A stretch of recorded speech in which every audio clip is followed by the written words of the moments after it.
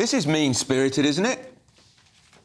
I think it is, yes. I think it's rather shocking. I mean, a month ago, they estimated the cost would be 2.6 billion Australian dollars. That's about, what's that, about £1.5 billion, a bit less than that. So that's pretty much the cost of the Commonwealth Games in Birmingham.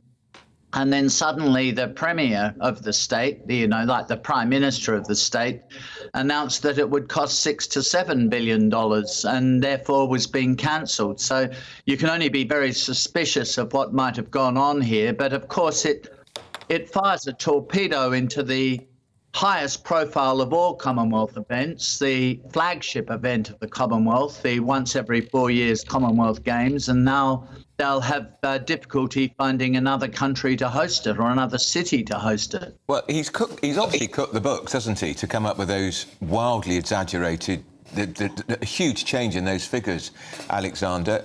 Is he anti-Commonwealth, do you think, the Premier of that state? I think we're talking about the awful Dan Andrews here, aren't we? Dan Andrews, exactly. So he's the Premier, like the state Prime Minister of the state of Victoria, very left-wing. Very. Exactly. Yes, he would have no sympathy for the Commonwealth. Of course, he'd be a strong Republican, not that that's particularly relevant to this issue, but he would associate the two, no doubt, in his own mind.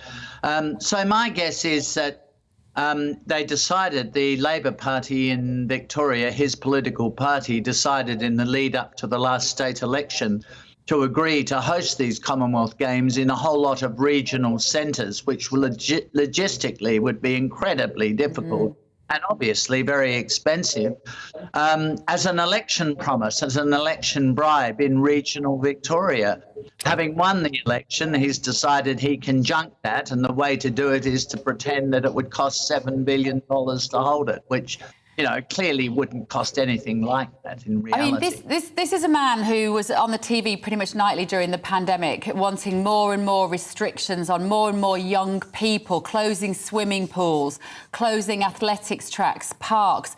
This is a guy that never showed any compassion for young people, actually. And the implications of this, of saying we don't want the Commonwealth Games, particularly to the Australians, for whom swimming, netball, a sport like netball, the ones that the Aussies excel at, there is no netball in the Olympics. This is their Olympics. How can he just say this and just not care about all of those athletes who've trained for their whole lives? I feel less sorry for the Australian, British, Canadian and New Zealand athletes, because they do get many opportunities, and of course their sports bodies have a lot of money. But I really feel sorry for the athletes who come from small island developing states, places like St Kitts and Nevis and Samoa and so on, and smaller countries like Papua New Guinea. The Commonwealth Games are a highlight for athletes, and it's something that their young athletes work towards. And then just to cancel it like this, obviously just for political reasons, is outrageous. And you make a good point, by the way, about the lockdowns. Dan Andrews, this Premier we're talking about, locked down Melbourne for longer than any other city in the whole world. In the whole world. Children were locked up at schools for something like 240 days. Alexander, do you think what he really wants to do is get Australia out of the Commonwealth altogether? I'm sure he'd be happy to see Australia leave the Commonwealth. Let me just say this, though. He is only a state premier. Of course. Australia does have a national government, and I'm very surprised. The federal government hasn't intervened and tried to put together a package here to try to make sure that the Commonwealth Games will continue to be held in Australia.